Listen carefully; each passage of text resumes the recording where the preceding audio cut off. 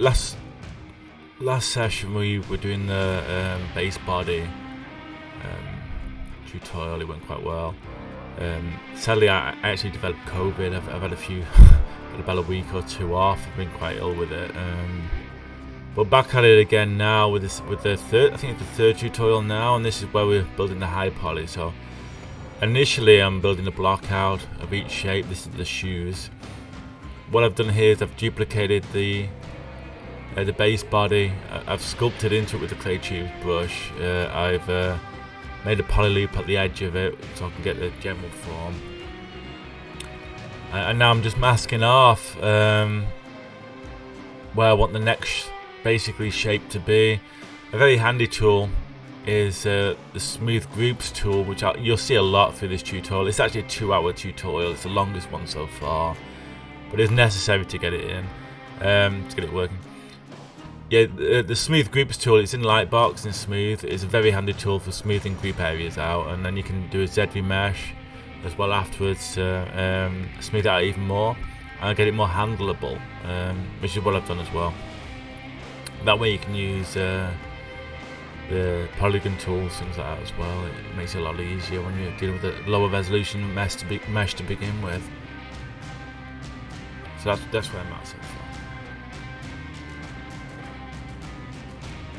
Actually, I heavily use the Z remesher tool.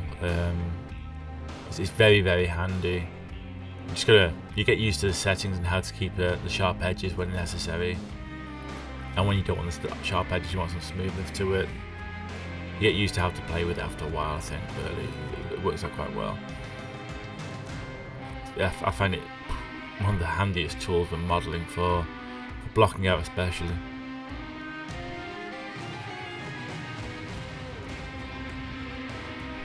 I just want to apologise if I become a little bit breathless through this again. This is going to require me talking for 2 hours. I haven't done that yet since I had COVID. So, here I've just extruded it using quad draw. Not quad draw, sorry, Z remesh. Quad draw, Z remesh. So just extrude it to get a small thickness to it, and then pull it up a little bit more so get it roughly where I want the boots to be. I am following quite a few different resources, a few reference material to get those shapes. So I'm just looking at the boot reference on using Pure Ref and making the shapes. Again, I've smoothed it a little bit. Use Z remesh as well, and just masking and moving it around to get it the shape I want in the form for each piece.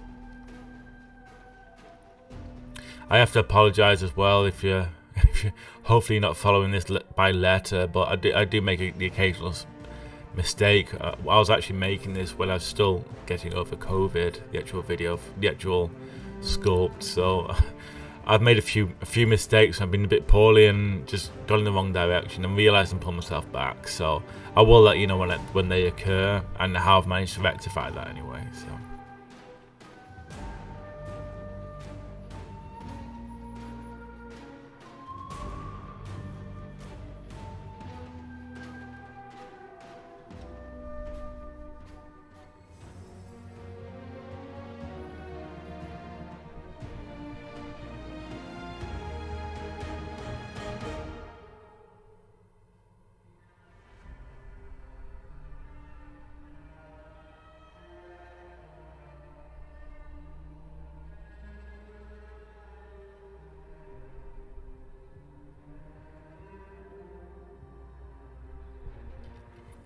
I love when you get a high poly, your poly group in area, get a high poly and you can just Z remesh it lower and lower and lower.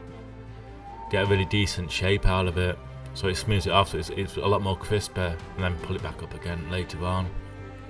So high poly again, it's very much a lot easier to work with a few levels of increments of density, of geometry, so yeah. Rather than just working straight from high. It gets quite messy if you just work from the high and that's it. Here I began, I'm trying to sculpt out the shoes here. I think if I remember correctly, I tried a few different methods. I tried extruding it there and I just wasn't getting the right form as I wanted. It looked haphazard. So I'll try a few different methods, which I'll talk through when I get to them. So that way we're just poly looping and extruding, but it didn't seem uniform. So I'll try another method. I think I'll try the same thing again here, but slightly different. I think I'll remesh another time to try and get it smoother, but it's still not correct, really.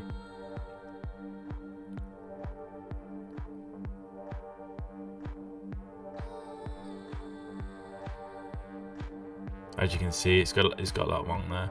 So here, I try a different method where I split it in two, so I've got a line in the middle.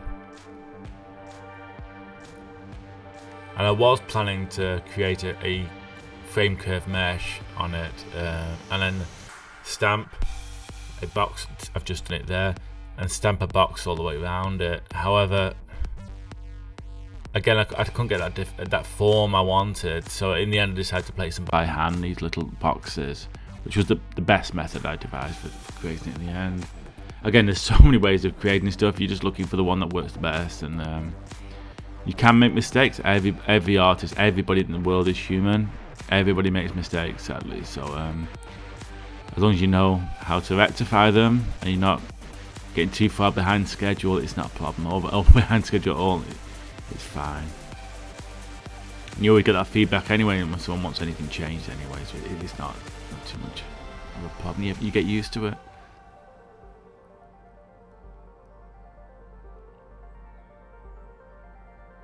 And sadly, as I say, I was quite ill at the time when creating this, so yeah, I accept I was a bit more made a few more mistakes than really I would ever really make normally, but it's still viable, so it's fine.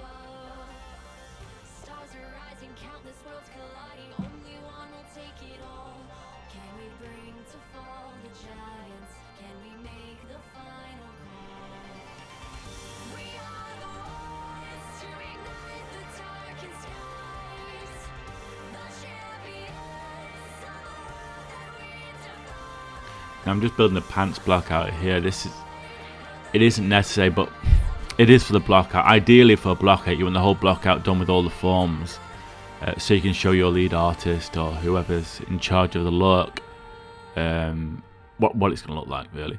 A block out's a very good stage to say, all right, what do you think of this? Are all the shapes in the right place? Is it all working? And if they say yes, you can start detailing up. For the pants here, again, I'm using exactly the same method, poly looping, Z remeshing and extruding, using polygon tools. Again, this way of doing it with the pants and things like that. Later on I decided to marvelous. I already had a plan of marvelous designing the pants. But it was simply, again, it's just best to actually see that block out initially anyway. So you get a visual aid of what it's going to look like. I mean, it takes 2 minutes, why not make it? Then later, and then your lead can see it, and then later on you can model them in Marvelous Designer a lot better. So.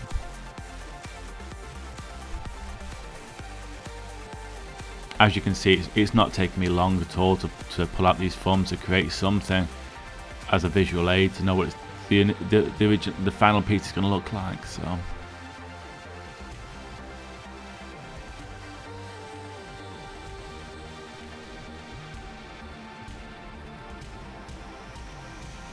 It's all using relatively the same method of masking off from a duplicate of the body, deleting the rest of it, Z remeshing, extruding. That's it, done. That's all you need really at this stage. With the colours, to be honest with you, most models I don't actually bother colouring, but I felt for this one, because I like the vibrance of it, I think it's very important for the design all the way through. I decided to colour it all the way through as well.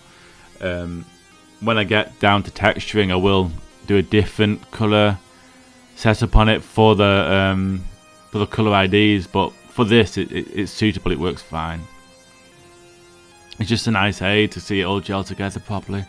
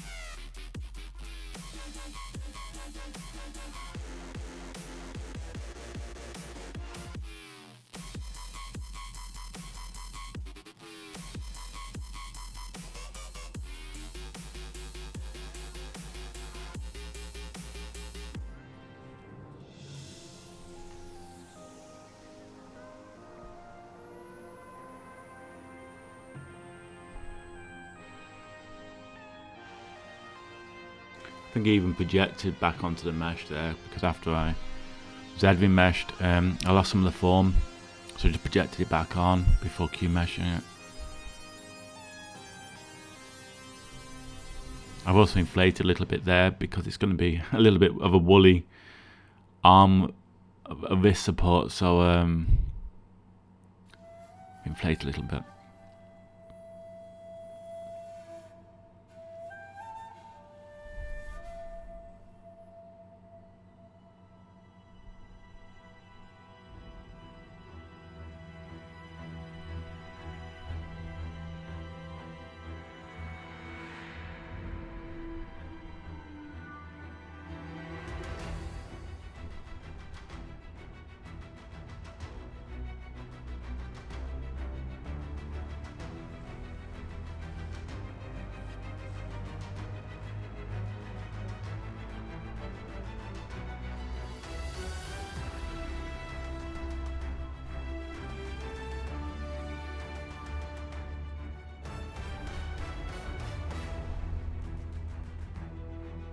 And with something like this, you can actually see the Z mesh working a lot more clearly.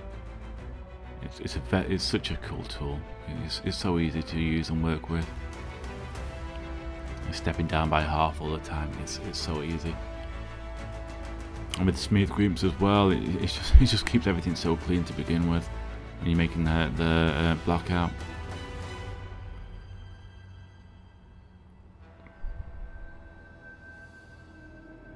Here is just the belt, and what I'm doing is I'm building on the base shape I've got there. I'm just building an inside of it with clay tube, so it's not indented as much as the behind is basically. And then when I smooth it out, it also removes some of that shape as well.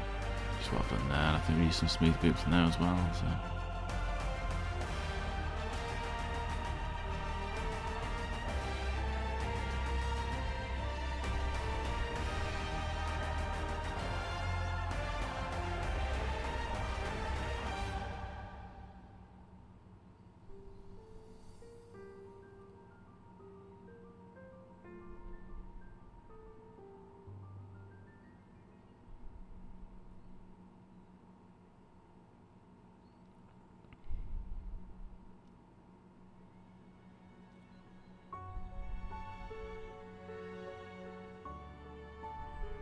There's actually 2 more videos to go after this one on the weapon. I created 2 more weapons as well, but they're so easy to make. I just wanted to show you the shark bazooka, and one more just on presentation for the final image of the high poly, which again, if you're in a studio, you wouldn't bother doing anyway. I can't imagine, unless it's for concept. But you just go straight to the low poly. So I'll keep it in T-pose, I can imagine. But for this, you know, it's suited to do it.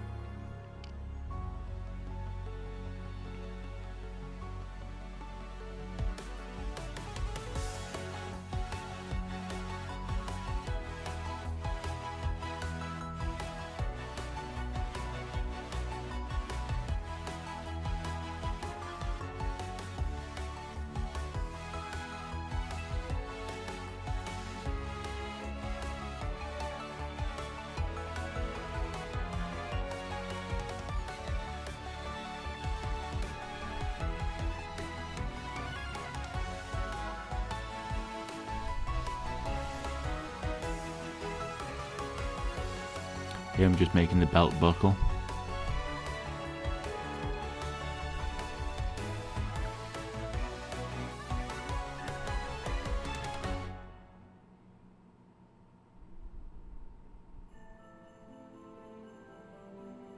It's very quick, maybe just a few minutes to make that belt buckle, which is wonderful. Doesn't take long at all with these tools.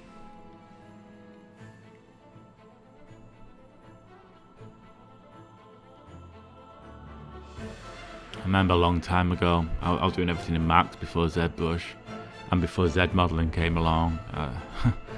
It was so much harder making things like this, really. And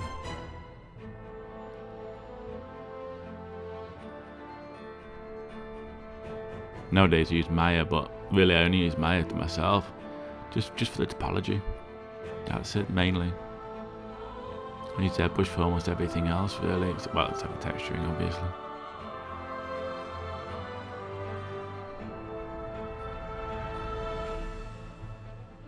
I've tried to put quite a few different methods in here anyway, so hopefully, even though it's actually sped up 8 times, but hopefully you'll be able to see something that might be handy for yourself, definitely.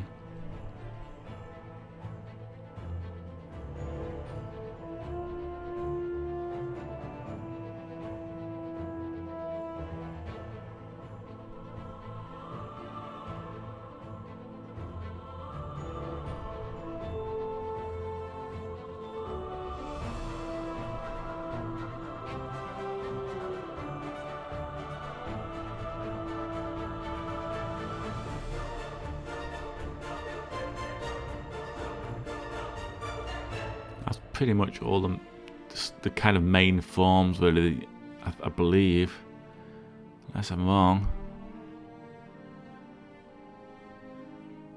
No, there's a few more belts to do and that's it really. Sorry about that.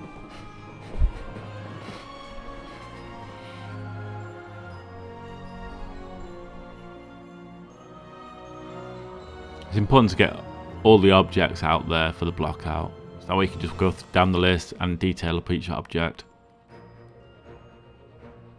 Try not to miss anything out. Otherwise you might miss it out later as well. And it's good to see everything working together and gelling together.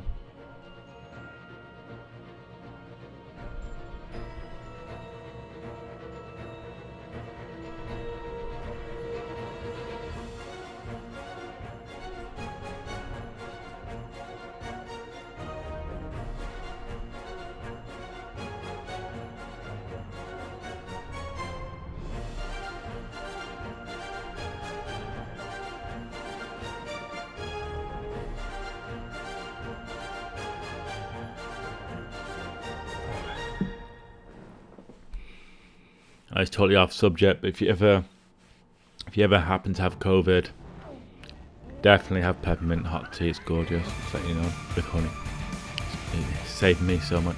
Anyway, here I'm using the clay tubes with surface snap.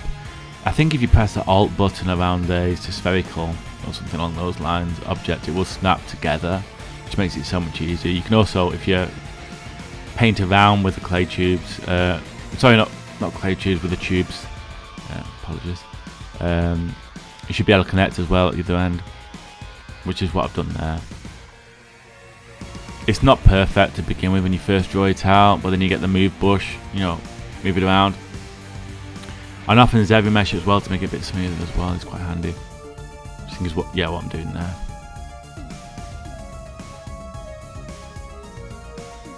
Curved tubes. Sorry. Again, my head a little bit airy at the moment, so I'll try my best to give you a decent tutorial when I'm like, oh my god, breath, give me breath. Hopefully I'll get something decent out for you in the end.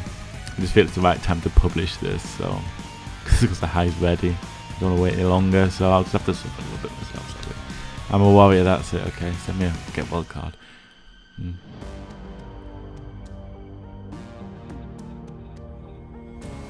Yeah, all I've done there is a little bit cheeky, but I basically duplicated the buckle from the belt, and I've positioned it there. It suits. It's pretty much exactly the same, so it's fine. Especially for the block out. Yeah, no problem. It looks exactly the same. Slight alteration will do.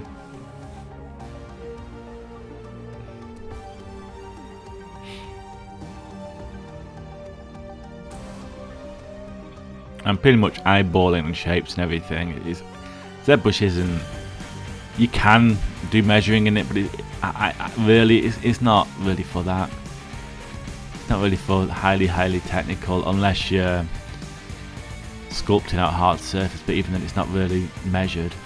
So it's really for sculpting.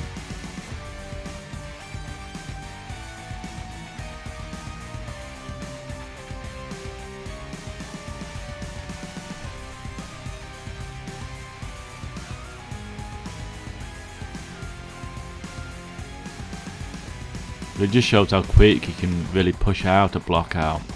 using these methods, you know, masking, polygroups, smooth out, smooth it with smooth groups, and then Z remesher and Q mesh it out. It's really quick, really quick. I'm just building the buckle for the shoe.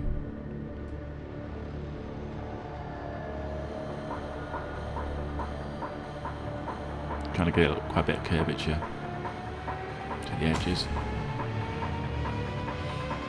That's it for that as well. I'm not using an eye brush for this. It was faster doing it this way. I just opting for the fastest route to get it out. There's no need basically at the time. Later on, I used an eye brush for one thing, but it wasn't important for this. Well, actually for a couple of things, but for this it's not needed. Not needed at all.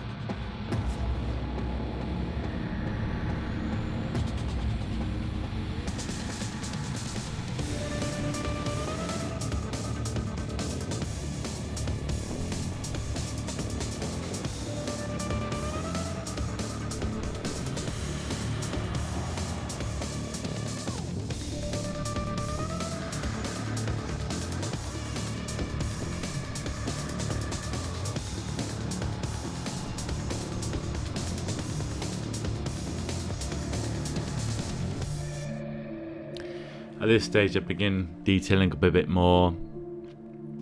It's up to you to think, well it's not really, but it is up to you but to decide whether it was necessary or not. Did I need to do more on it to get more of those colours in there, or should I left it as that as a block out? At some point I start detailing it in even more basically and thinking, okay, let's just stop building the high poly, I'm happy. But again, when you're building your own block out, I think there's the point you need to stop and say, okay, I've got all the detail I want, send it over to the lead, see what they think.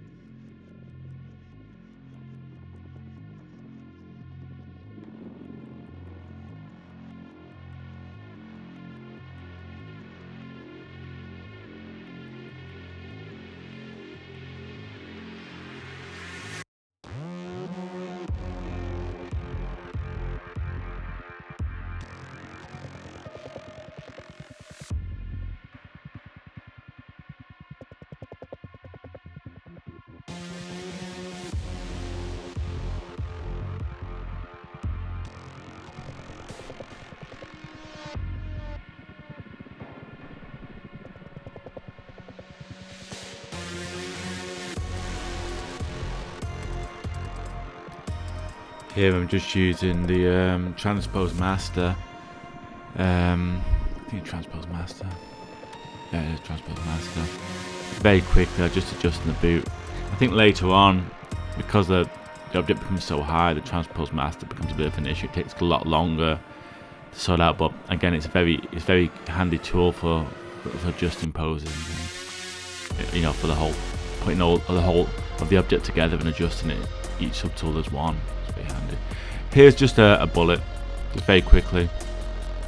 This is the reason why I haven't shown the videos with some of the weapons that I've done, because they're so fast to make, it was just pointless. You've got enough here really. So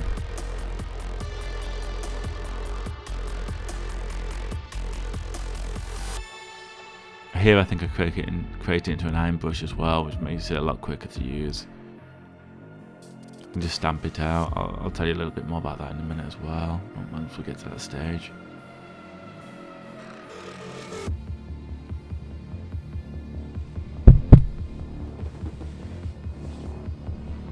What I've done there is I've created the bullet, but I've also created the holder for the bullet, which will be part of the belt.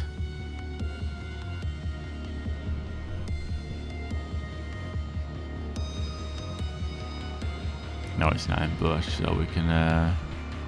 What I've done then is it appears, yeah, I've merged the whole of the characters together, polygrouped the whole of the characters for one, so I don't have to worry about the character at all. I can just hide that anytime and delete it.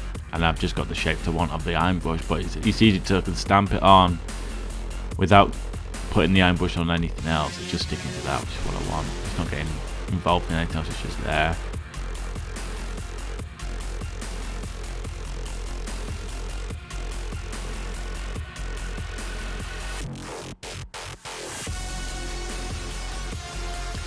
When you drag out, if you press, I think it's Control, when you drag out, it will snap to the shape of your brush, basically. Well, the size of your brush, which is a good thing, really. So you can keep all the sizes of everything you stamp out exactly the same size. But only just your brush is the same size, obviously.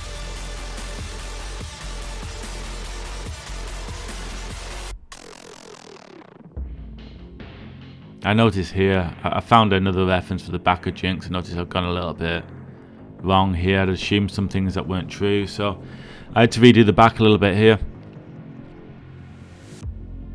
So I deleted the bullets, who would have been, you know, around the belt, obviously, and began reworking it.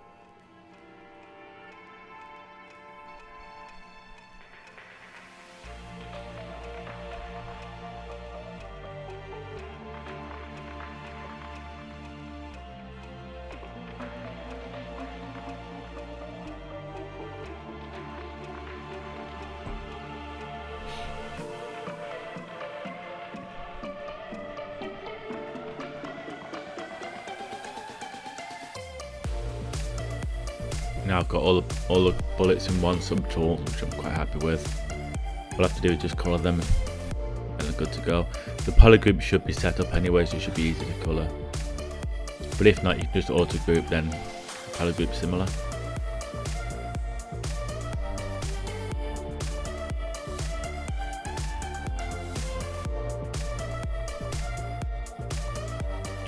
Here's a little trick I was thinking about for quite a while with the tights, is how could I make it so there's no UV seam basically on the tights on UV, and the best way I found is to make a cylinder which was tileable cylinder and then project that onto the tights afterwards. I couldn't think of any other method really that would work out as well. Trouble here though is that I couldn't get the UVs correct in Zbrush, so I got some attempts here. I built a square that I could tile, which I can use actually on the leathers as well later, but also for this. I wasn't getting the correct tiling on the back, I believe, so because of the UVs. Which I think you'll notice in a second. I'm just trying to get it in place. It doesn't really matter, you see right now, about the shape of it. I've already got the UVs down. So I'm getting in position.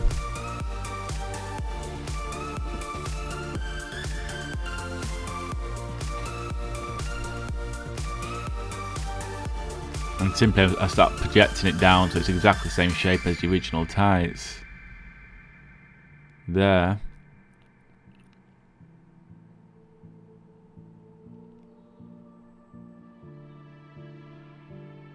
But I wasn't happy by the stretchiness of it. As you see, it's quite vertical, the stretchiness of it. So I thought, okay, I'll stretch the UVs.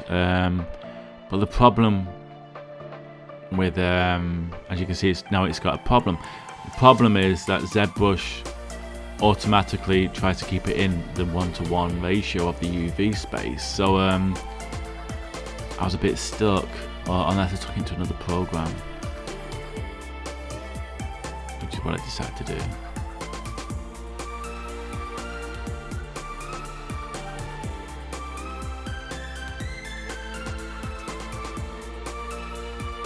As you can see, I'm still having some trouble with it.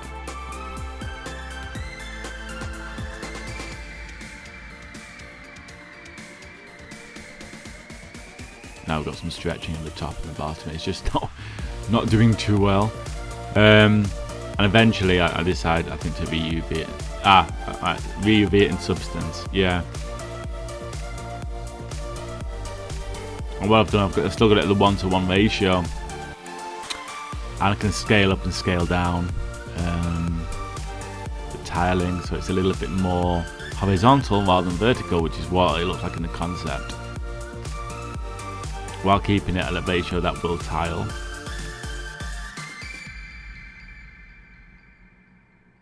Then load back in the texture, and there we go. We've finally got the tile working.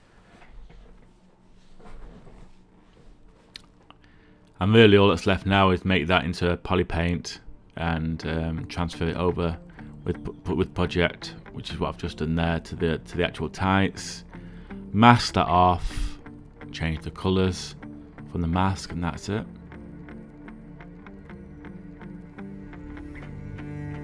There you go. So now you got perfectly tiled, no seams tights. It's quite cool. I'm using exactly the same alpha here, so well created. So for this one, for the leather, but for this one, because there's no tile in it, it doesn't need to, no seam in it. It was a lot easier to make, so there was no fuss on this one at all. Just made it.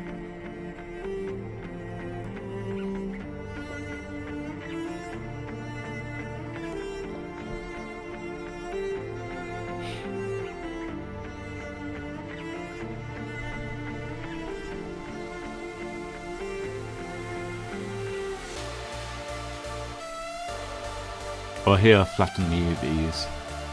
It involves cloning UVs, working on clone and flattening basically.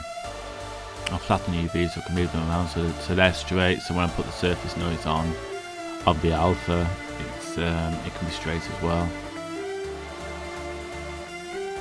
I can use that as a mask, blur the mask and inflate the mask basically is what I'm after.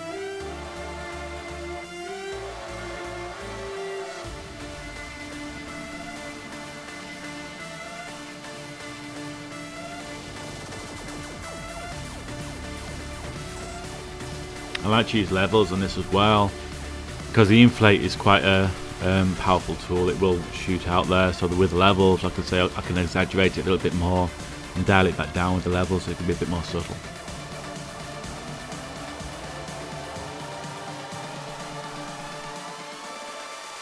And the same with this piece, exactly the same, I'm doing exactly the same method here.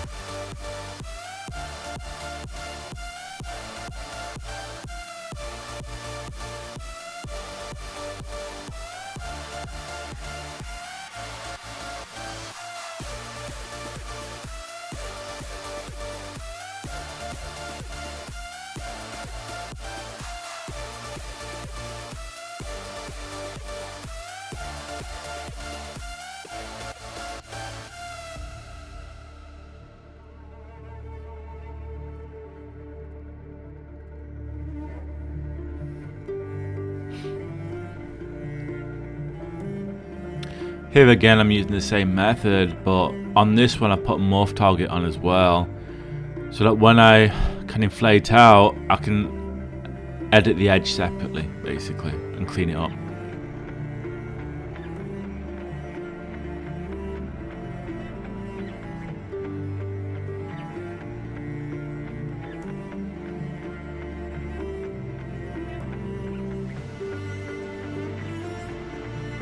I'll polygroup the edge anyway, as you can see, so it's only cut a little bit too much there, so I think I masked that. Yeah, I've got it there, and then I just morph it back off, so I've got the edge as I want it.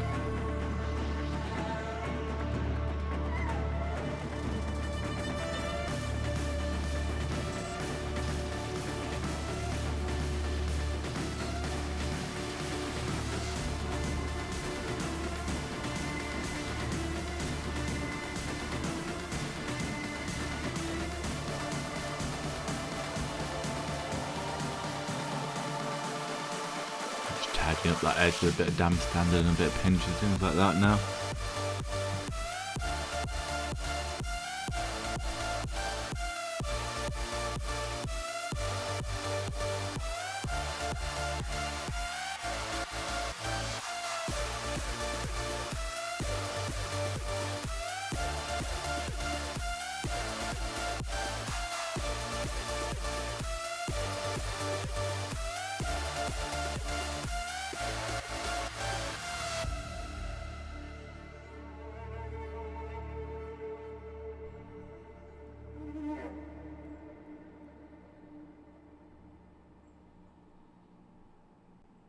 I've opted to inflate it a little bit more there. I think I was looking at it from far off with a shine on it.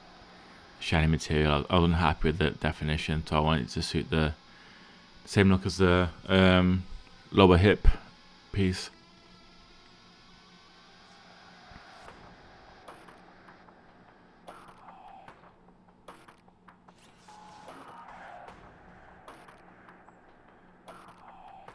Now at the stage where I'd say it's all blocked out, all the shapes are in, so I want to start building more detail.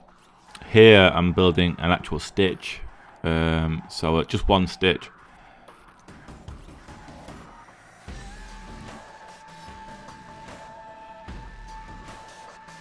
That would be the stitch itself, whereas the balls that you saw a second ago, which I'll show you again in a second, they will be the things I cut out using a boolean, so it has an indent.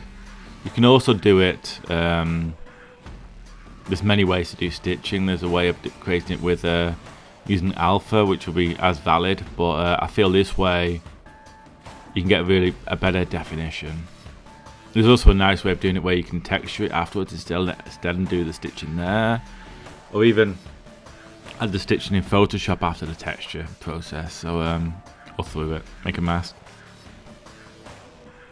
But this is just the way I prefer, the method I prefer, so you can get to see it in high poly, and yet it still has that visual 3D feel to it, that you can colour it, and because it's a physical object rather than an alpha, it should have a higher fidelity. There you go, that's pretty much what I'm after. Yeah, there you go.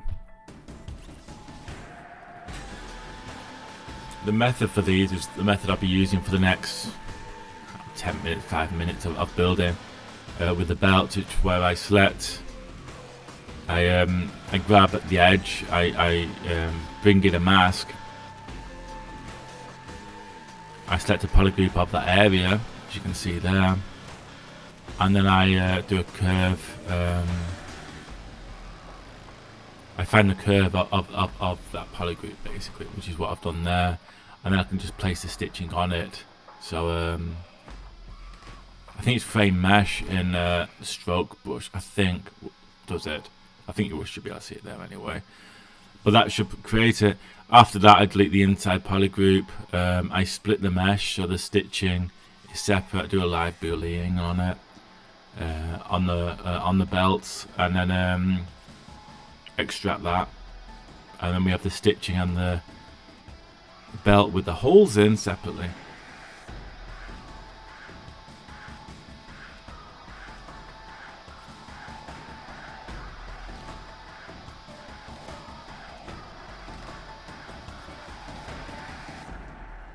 Here I was every mesh and project it back on as well, so we can have a lower density version.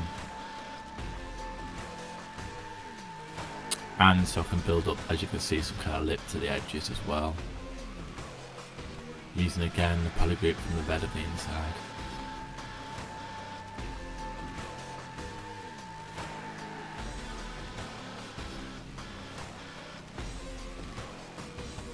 I use the same method pretty much for all the belts that need stitching. So you should be able to see it a few times now. Exactly the same method in case you didn't see it the first time properly.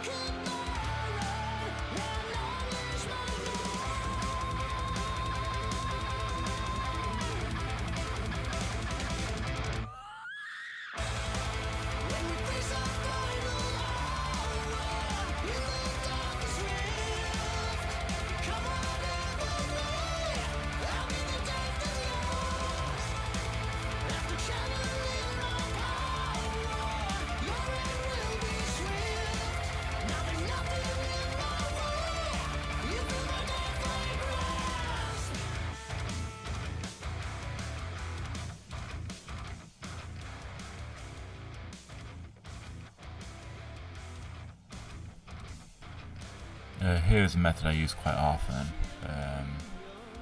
which is basically putting a IM cylinder in a belt, separating it and booleaning it. It's just such a quick way of doing it. And there you have the holes. It's so fast. It works great. It's a nice little process.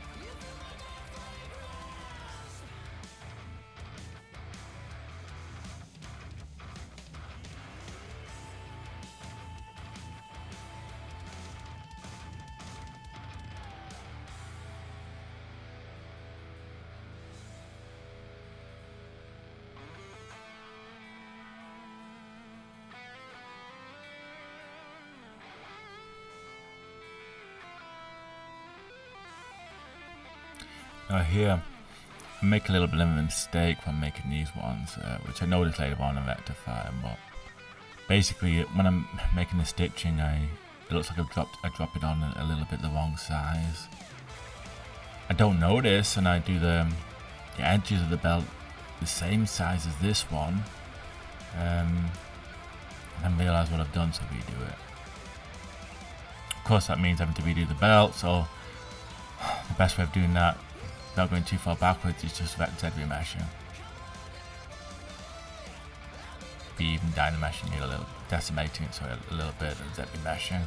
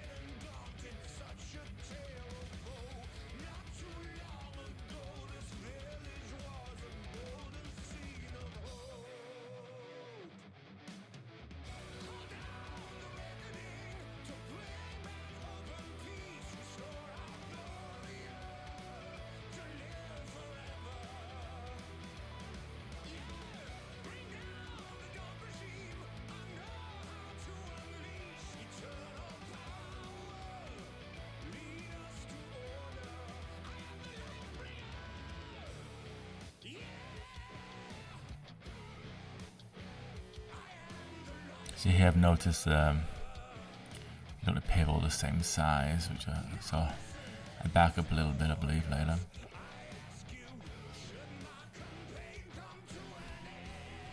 Sadly, I believe in error due to, as you can see, the different size stitching due to COVID, basically, and not being a little bit airy in the brain, sadly, for lack of oxygen. So making some silly mistakes.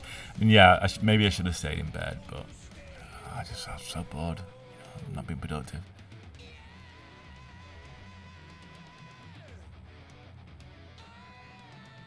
So yeah, so I redo these bits now based on the belt of the arm, but the belt of the arm is actually the wrong stitching size as well. So I have to redo it again later. But yeah.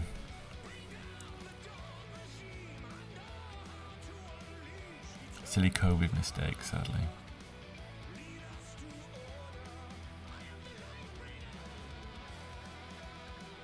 I'm actually uncertain whether I actually did the top belt, the holes in it in this one. I can't remember. If I haven't, I might have to have a look at that at some point before I get to low poly. Oh, the belt buckle holes. I just can't remember what I did, and I'll have to check it before getting to the low poly, really. There's a couple of changes, even though I've ended it off in the end. There's a couple of changes I won't mind doing before getting to low poly, ideally now. I haven't had a second glance at it.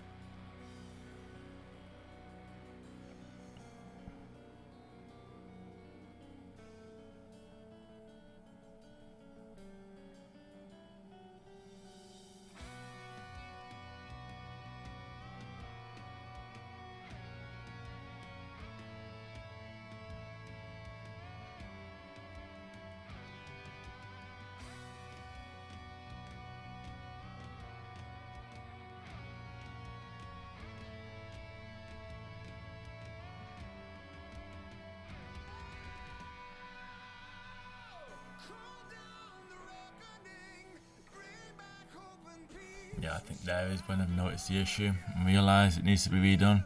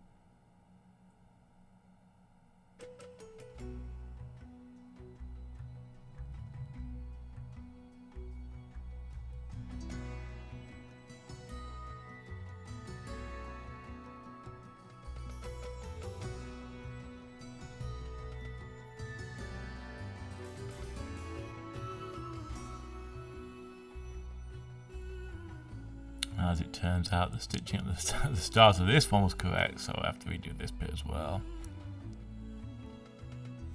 I think the brush size for the stitching, as I said about the bullets, was about 10 point, I think.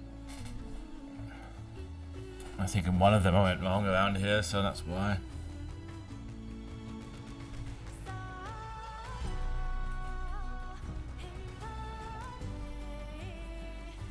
We're at the 1 hour mark now of the sculpt, so hopefully you're enjoying yourself with it. Hopefully.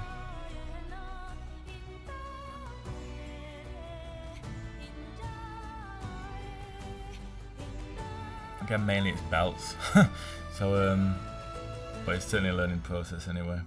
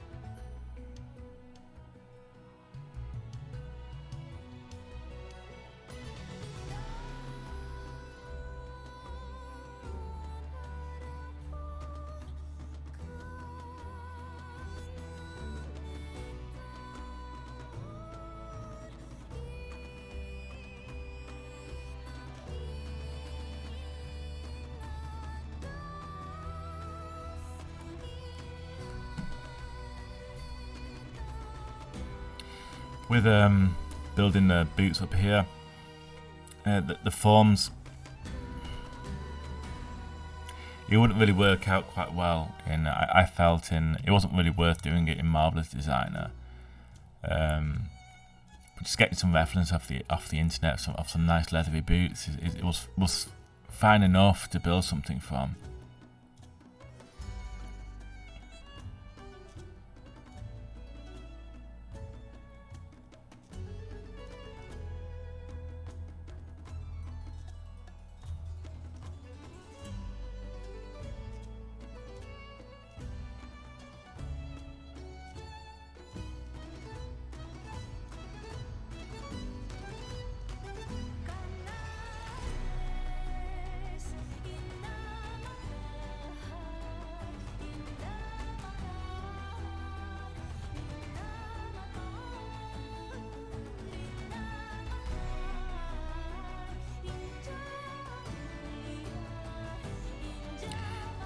With here, I was studying one reference for the boot and opted to do this cylinder around it, a tube around it, but for the edge of the boot.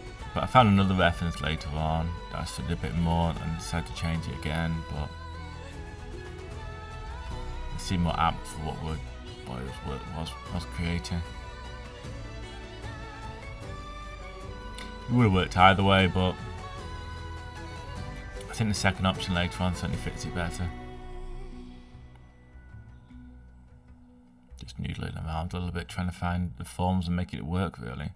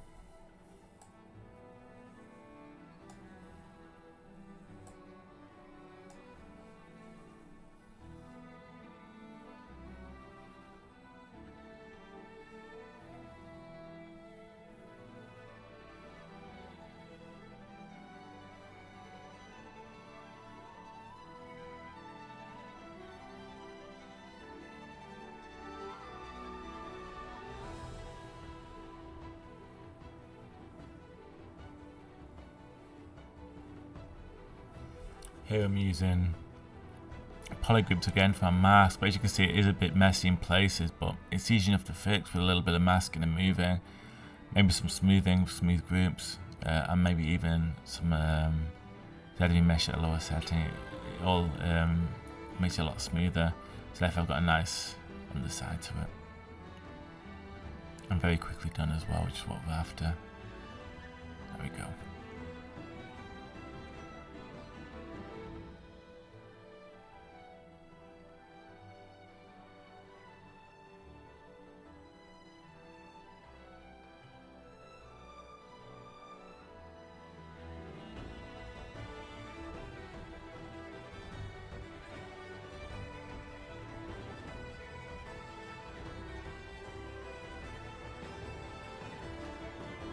Yeah, here, as I said earlier, the curve, I found another reference, so instead of the curve I decided to pull out, then indent, then extrude, and delete the tubes that I'd made earlier.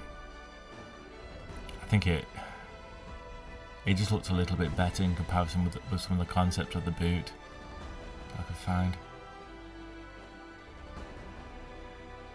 And because I ZV meshed again, I've lost a lot of the sculpt in the back. This is, yeah, as you can see, as it switches between them.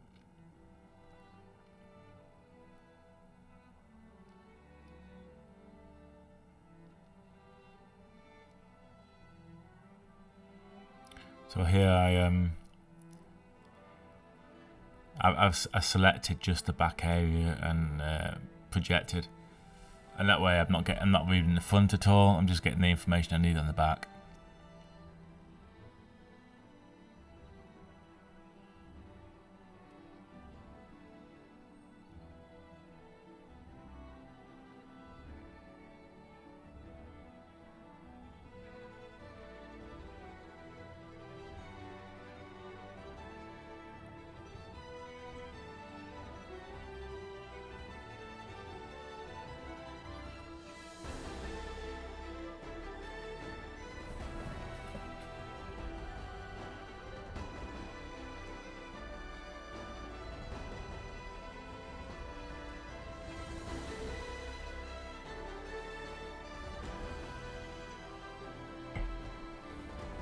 Some quick boot wings.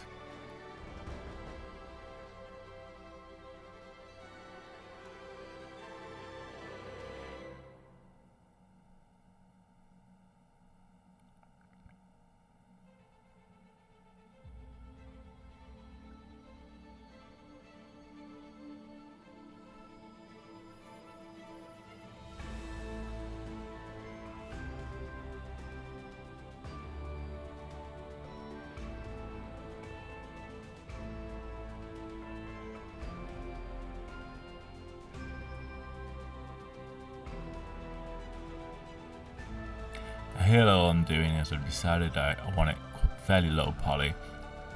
To be honest with you, it wouldn't have mattered that much if making it for games. I would have to decimate it anyway.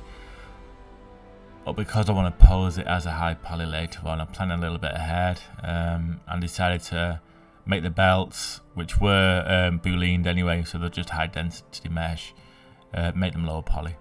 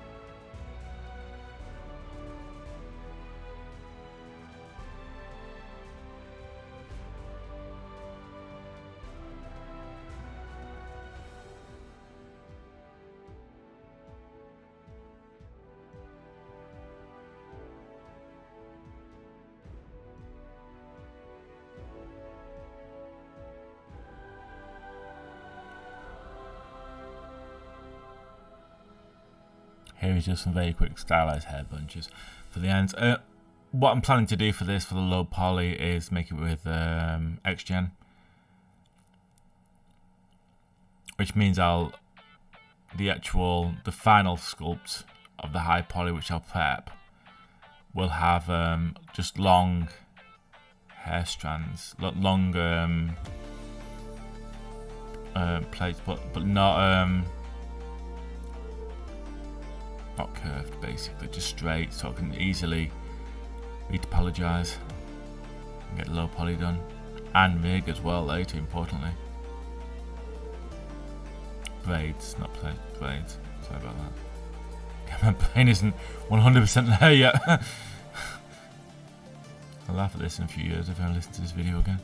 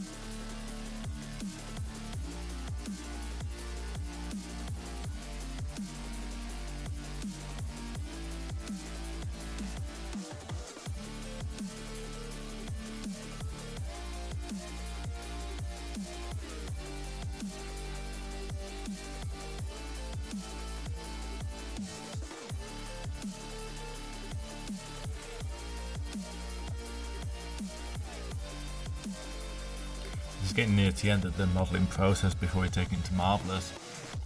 But I'm really looking forward to showing you this actually when it's in Marvelous. It's quite fun.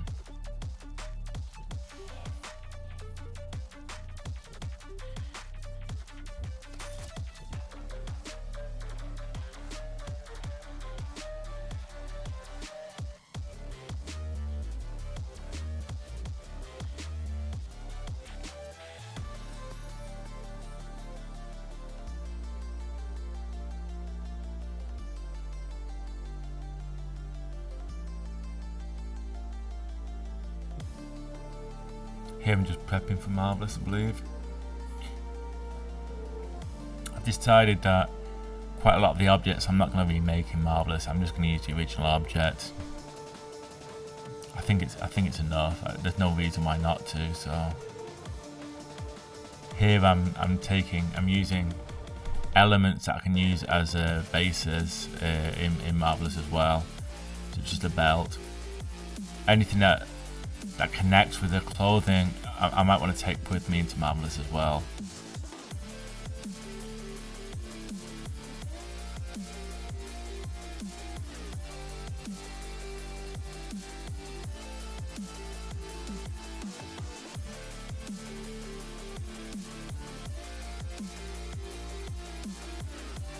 So basically, these would be two sides with thickness. I'm cutting off the thickness and exporting it that way. Anything that's majorly intersecting I'll take out as well. I'll take with me.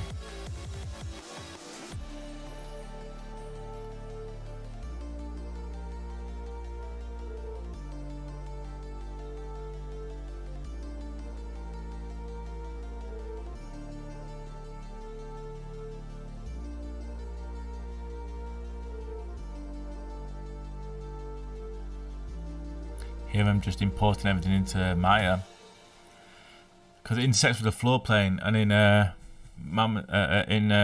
Marvelous Design, if you intersect with the floor plane, the clothing won't go below it. So so I'm just moving everything up. I actually believe I kept an eye on it, and I only moved it up by 2.5. So that's a good thing to remember for later on when I want to move it back down again, so it's in place when I move it back into Zbrush, if you see what I mean. So now I'm just exporting everything back out again. One note, which is very important that you should know about, really, is that if you have poly, oh sorry, I'm gonna cough. Darn COVID thing. Give us a sec. Sorry, if you have polygroups, with a couple of different polygroups on an object and export the object, if you bring it into Maya, it will be separate and set up separate quite a lot. So it'll take a while to merge it back down again. The way around that is just to polygroup it before export. Anyway, there's a Marvelous Designer. I have all the blockouts there. Well, all the shapes that I want as... I know that all the ones in pink are the ones I'm going to simulate, basically. All the ones in grey are the ones that are just there for collision. The pants I'm going to make in Marvelous Designer. So I've got the nice pattern on there as well, basically. So you can have the seams and everything. Everything else I'm not fussed about. It's good enough. So I'm beginning with, it's the same process with all of them. So I'll begin with the bra. Because it's already linked around the piece of metal, it'll hang quite nicely anyway. I'm using the belt as a guide for the pins. Instead of putting the belt back on, which will stick to it, which will cause some issues, I'm just using pins on it instead and having it close by, so I'm matching it up closely, as you can see. So if that belt was in position, it'd still have that kind of movement in the fabric to show that it's hitting it because of the pins I've put in place. So I'm fairly happy with that. So I've frozen it and going to the next piece now.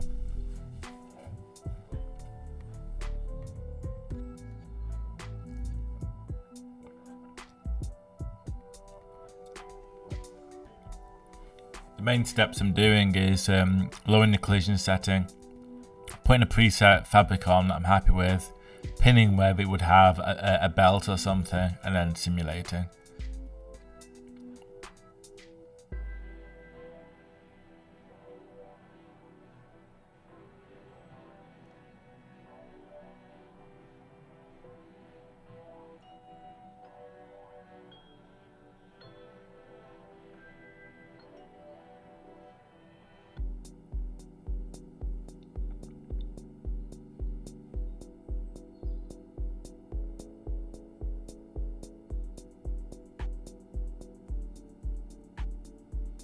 And the same process all the way through with it, really.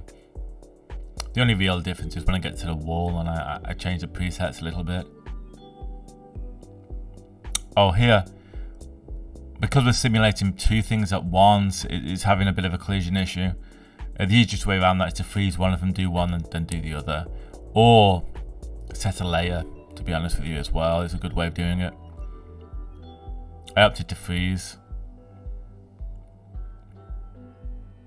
But setting a layer for the wool might have worked as well, quite well.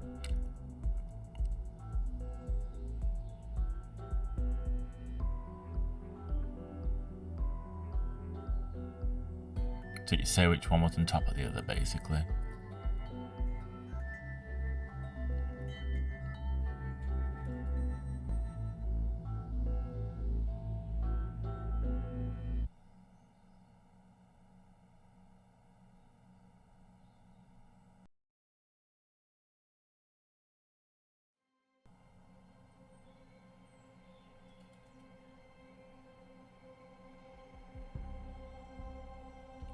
The tights, as for the glove, are very subtle. It's got a slight bulge, basically, around the top and the bottom. That's all really was required. It's nothing too major. Most of it isn't anything major, really. Just subtle changes.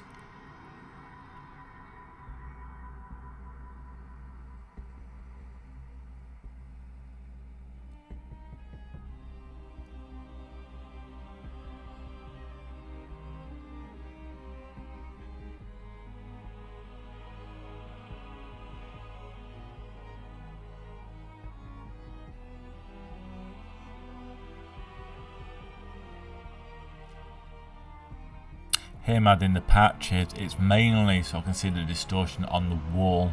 I think the patches themselves I'll make like later anyway, I'll remake them. But it's just so you can see the stretching on the wall a little bit with that heaviness of the patches.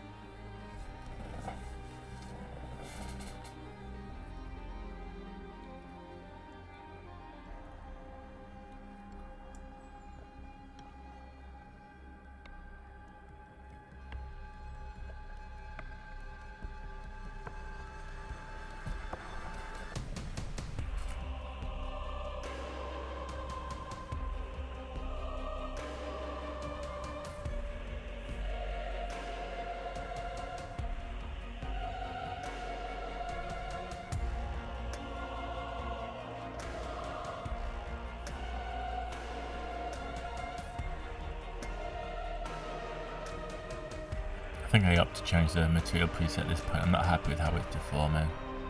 It's just too balloony. Nothing's happening. Yeah, so I change the presets a little bit. Get some nice deformation on it and freeze it when I'm happy. I believe the final thing is the pants. For the pants, I found a pattern online of some jeans which suited well, and basically just copied it.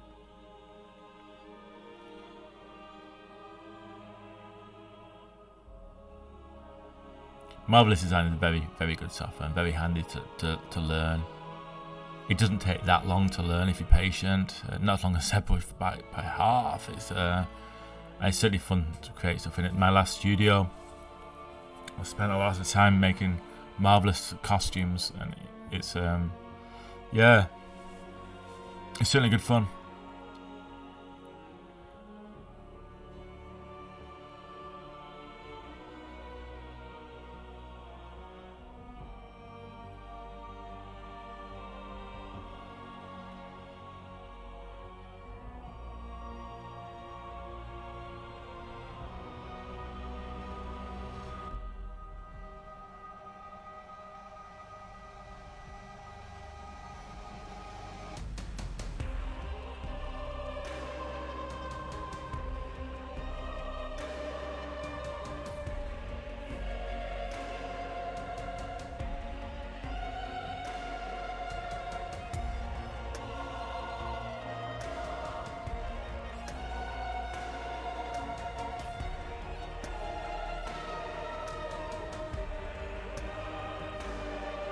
Now it's just some tweaking to get it as close as I want it to be in this program before moving it back into Zbrush. As you can see, it's got some nice creases in between the legs, things like that, which is what I was after really.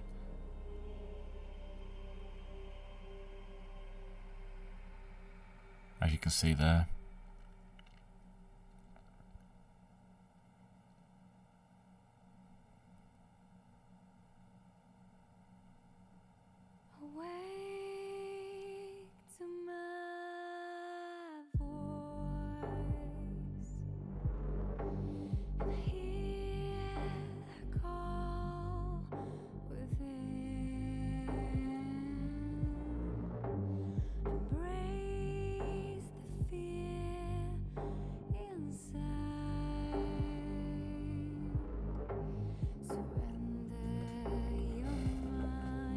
I just want to say again, alliterate that telling me I'm just recovering from COVID, but when modelling I did have COVID, so I'm sorry for the mistakes I've made throughout it. I think I've still produced a great model, but there was some mistakes there, sadly, which is a real shame. But it still worked out quite well anyway. That's the truth of it. So again, I got by, but I think I probably wasted a good 2-3 hours of sculpting time. I didn't need to, just making these mistakes that normally would have been obvious. I was pretty run down, to tell the truth. I should have been in bed really. Anyway, yeah, that's about it. That's all the... Oh, I made a mistake there. I didn't freeze the glove, so I just had to re-import the glove and do that one again. But basically I didn't freeze the glove, and it just carried on simulating while I was simulating everything else. So let me do it one more time.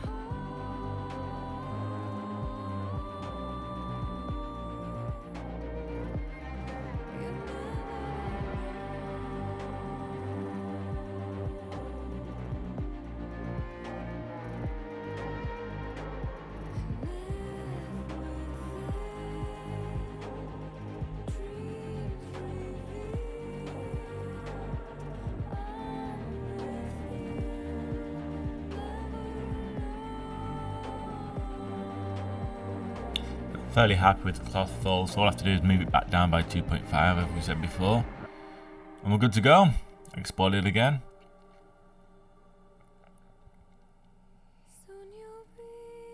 Occasionally you might want to keep the UVs if you've done patterns, but for this it wasn't important. So there it is in Zbrush.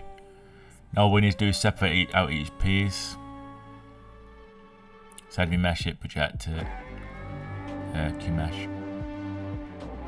Bring it, project again, make sure you've got all the detail of the folds. For this piece, I decided to use the original bra strap, but in bra, because I like the positioning, it slightly moved off to the left, so to her right. So I projected it from there, as you can see. So I've got all the nice folds of the marvelous work, and then I've cleaned it up a little bit. So I've kept all the folds that I wanted and got rid of all the stuff that was a mess, and still kept the position I was happy with. Bit of morphing, things like that, really. That was the truth of it. No, morphed it before project, and then projected afterwards. So morphed it before project, then morph again to get rid of the bits you didn't want.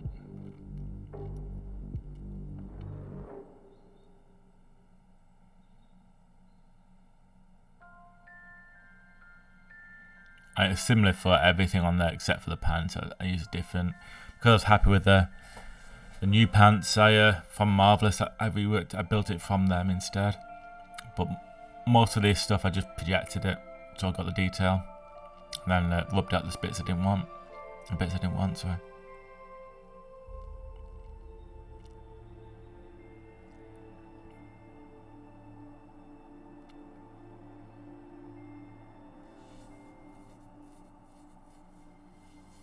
Interestingly, the front of these I just noticed had an error, as you can see, so I quickly fixed them up as well, which is a good thing to view. Very cheeky of me, but it worked quite well, just dynameshing it and Zbrushing it, so I get to fix those areas quite quickly. It's a handy thing about Zbrush, really. And kept it relatively clean. There you go.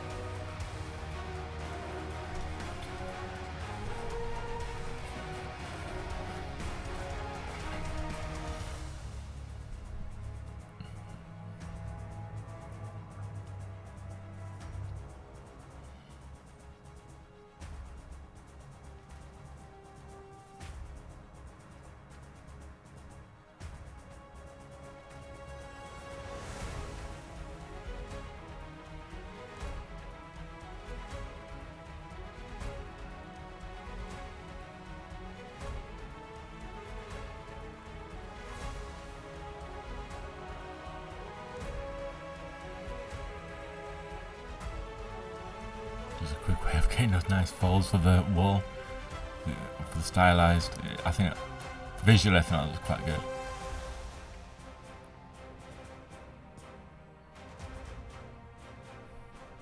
Once got a texture on there later with the actual wool on it. It looked quite lovely.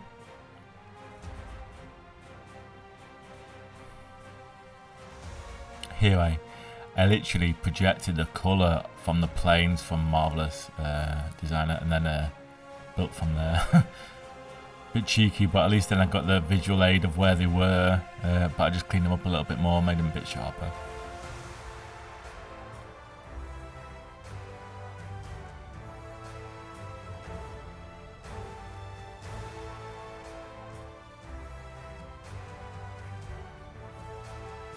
I've stole from the stitches that I did earlier, made another ambush, and then so I can place it there basically. So it wasn't that much work. I kind of figure it's a 3D modeling, a lot like playing a game in chess or something. Sometimes you certainly you have to think a few steps ahead and be quite dynamic with what you're creating.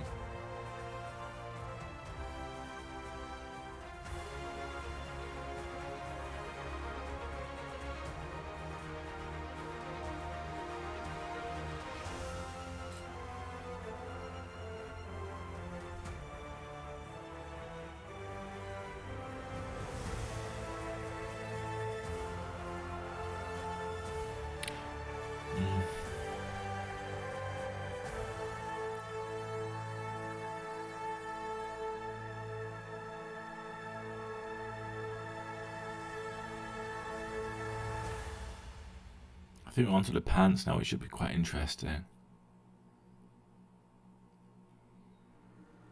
I mean, admittedly, you're not going to see most of the shape because of the belts in the way, but...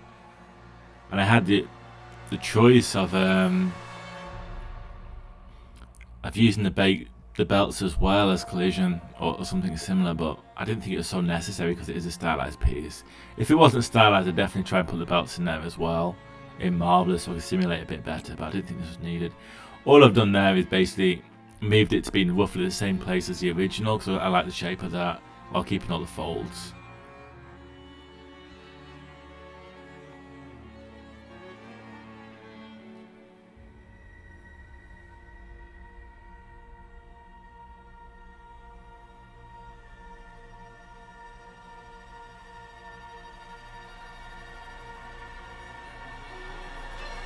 Yeah, here I decided I want a lip on it, but I can't get the lip very clean. So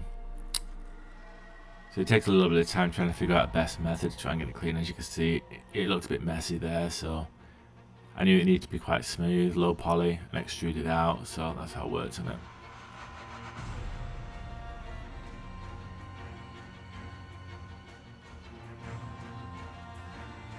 Happily though, because I've duplicated it anyway, I can basically rely on the previous version for the detail, even if I'm low poly at the moment.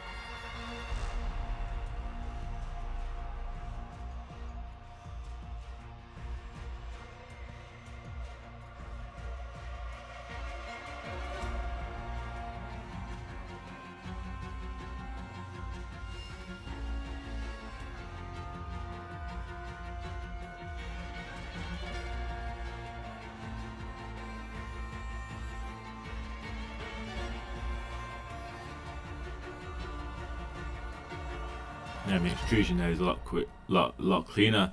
But I've noticed more errors in the mesh, so gonna take a little bit of work again, but I get there.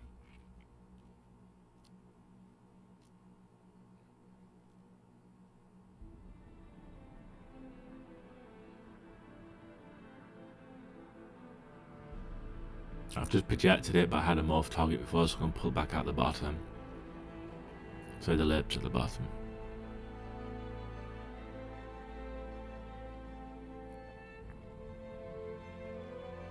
Just fix up the projection errors basically. There's some very bad ZB mesh errors there which I've noticed, so I have to fix them up in a minute as well. There you go. Just really Dynamesh, then re-project. ZB mesh, re-project.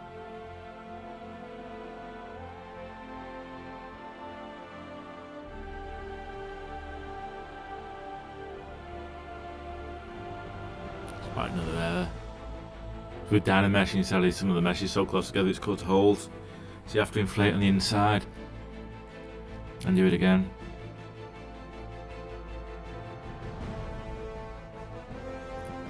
It's probably too many errors are necessary in this piece, but since I began it as a tutorial, I had to continue. And but again, the COVID kind of did get in the way a little bit. Never mind. At least it came out okay in the end anyway.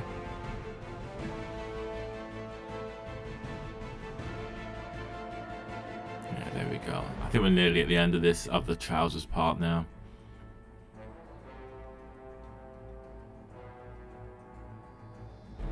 Looking relatively good.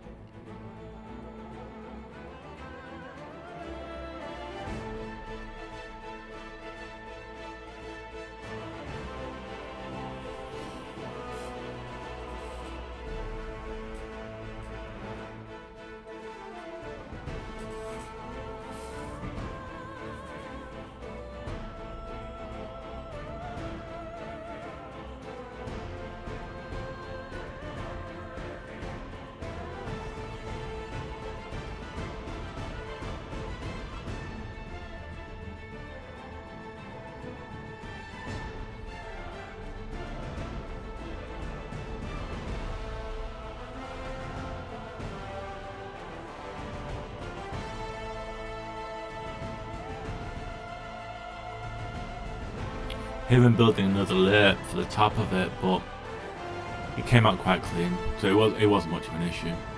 Slight pinch, slight Dynamesh in places, it's fixed. It's good enough.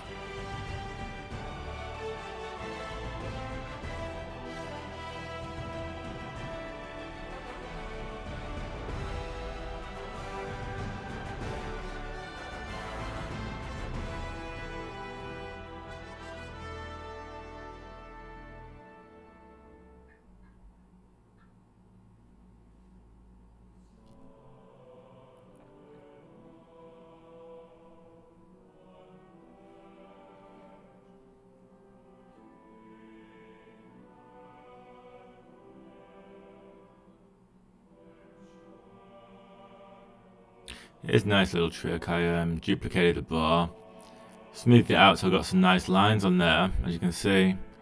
I took a colour, so I've got some very, very clean lines. There you go, very, very clean colours on there. As you can see there. And then all I need to do is project just the colour back onto the original, which is what I did. So I haven't lost any of the geometry, but got the colours exactly as I wanted. Nice and clean.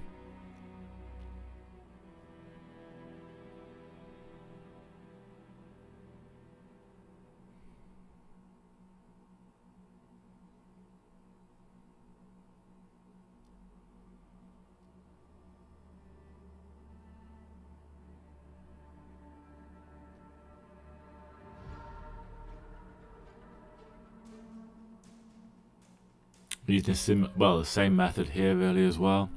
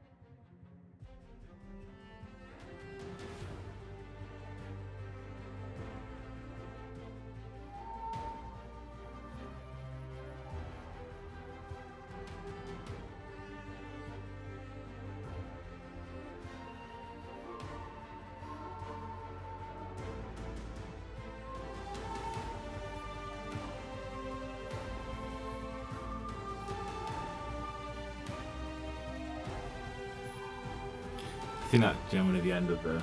That's generally the end of all the geometry. This hairpiece. Ever so slight more cleanup, but I think that's it. To be honest with you, the next stage, yeah, just fixing this. I think the back bit was bothering me quite a bit, so I just saw that a little bit, so it fits better. Yeah, there you go. But after that, I want to get the tattoo on as well, which again isn't that important right now. I could have done it in the low poly, but I because I wanted to do it as a high poly pose as well, I felt it was the right thing to do, so that's the next thing. Oh, I've spotted an error there that I have to fix up first. It only takes a second to fix, so it's not really an issue.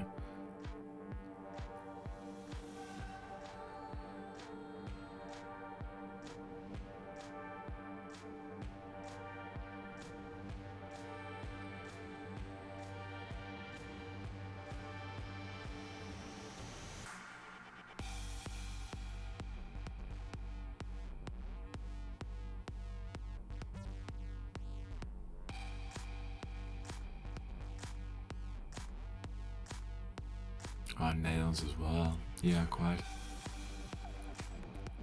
Again, I could have done these when doing the base body, but it seemed silly doing it from one hand. I wanted to make sure I did it when everything was present, so I could eyeball if it looked right or not. Just for that one hand. How long they should be, things like that.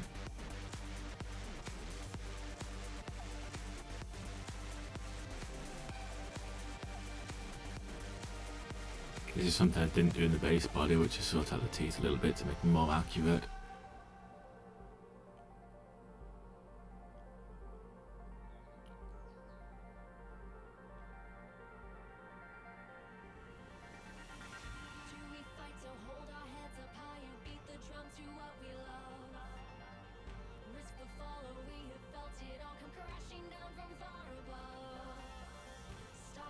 Now I've duplicated and turned off the layers of the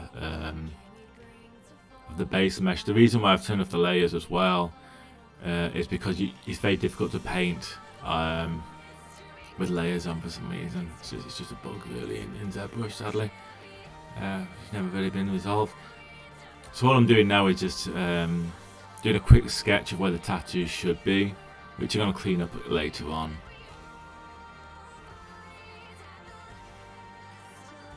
Happily I show a few different methods here, which might be helpful.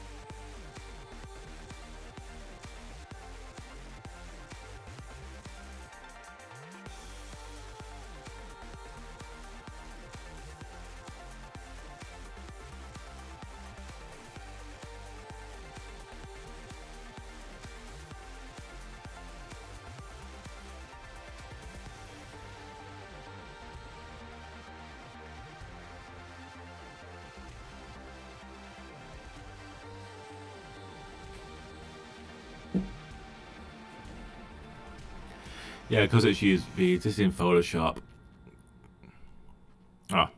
First I'm making the bullet. But yeah, because it's UV'd, we can just bake out the texture in Zbrush and rework it in Photoshop. Which is what I was after, I want to use some splines for it. It's the same here for the bullet, I want to keep it quite clean.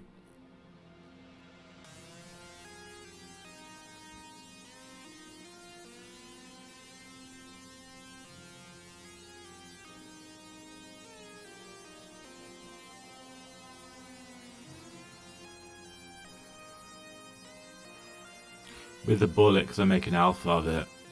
Really, I can use it later on in Substance Painter as well, if necessary, to clean up the texture even more. But for now, it's a decent aid for the high poly.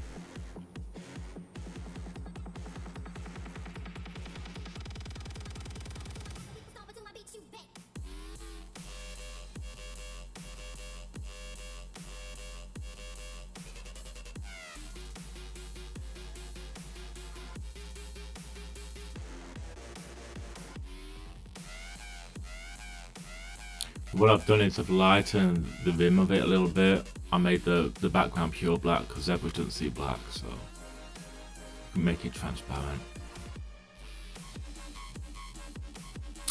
Here, it's just basically splines all the way around, path tool basically.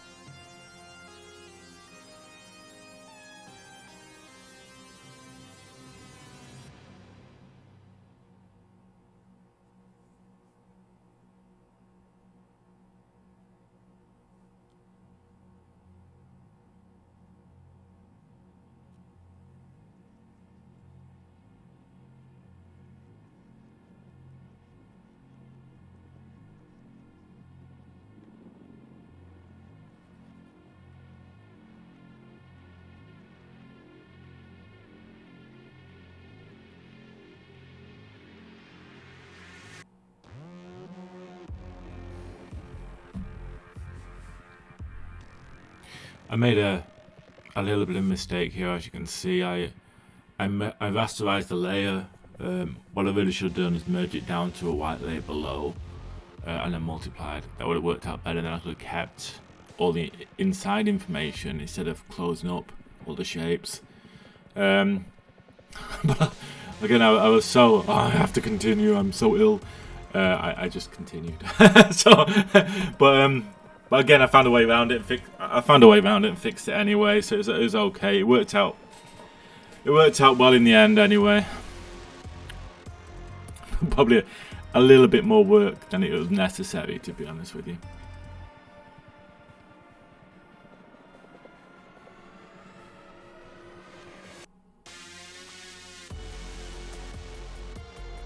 What I'm trying to do with the shapes is vary the line a little bit. Make it look a little bit more hand-drawn, basically. Give it some thickness in place on curves, things like that. While still keeping it pretty clean.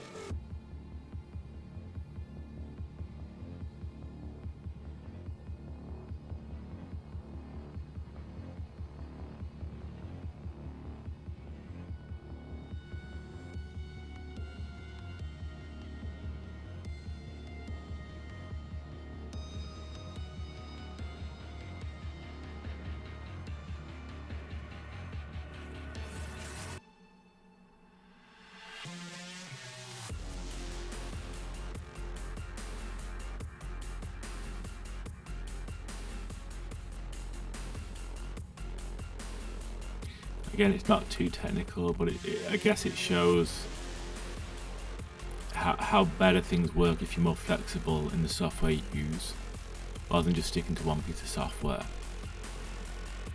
Being aware that they're all there, that we all help out each other.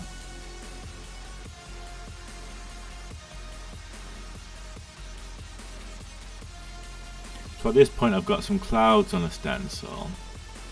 And there you go, and I've marked out where the bullets would be. I want the bullets to be the same one, so I just had to do it in Spotlight. I now all I need to do is project it back in, well, load the texture back in, change it to polypaint.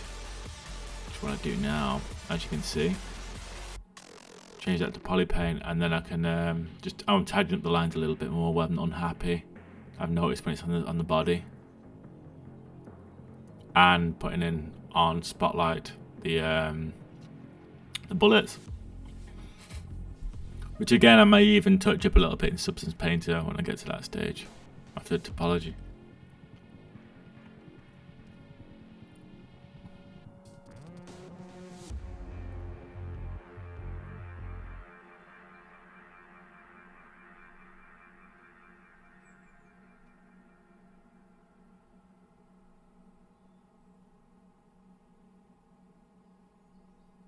But happily, it shows another method there. Spotlight's quite powerful for that kind of thing.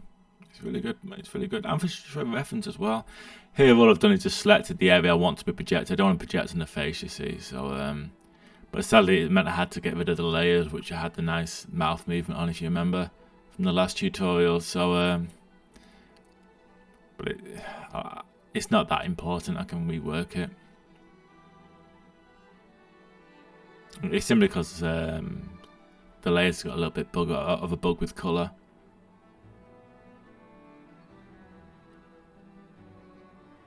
Here I noticed there's an error. I don't know where the errors come from, but there's an error in the back. It looks quite, I don't know, a lot of artifacts there, as you can see. So I mask off that area and decide to load up again some micro maps and texture XYZ that I used initially, and redo just that area again with some skin pores. Can blend nicely with the rest of it. I don't know where that error came from, but at least we can fix it quite easily.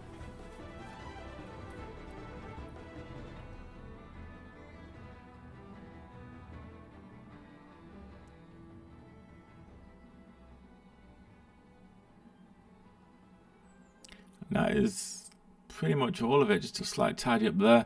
I've got I'm doing 2 more tutorials in this series for the high poly with the weapon and presentation of the high poly. Yeah, and then I'll move on to topology next. So, but at the moment I'm compiling those 3 tutorials, which are going to upload all at the same time. So, so you're not wasted. You can see the whole process of the high poly basically in one, even though I've cut it up into 3 sections. So I hope you enjoy it. I especially hope you enjoyed this tutorial. All the high poly created there. Again, there was quite a few blunders, but for them with COVID, it's not that bad really, considering. So yeah. Anyway, thank you very much for watching. If you can manage to get through the whole thing, and I'll see you in the next video. See you later. Thank you.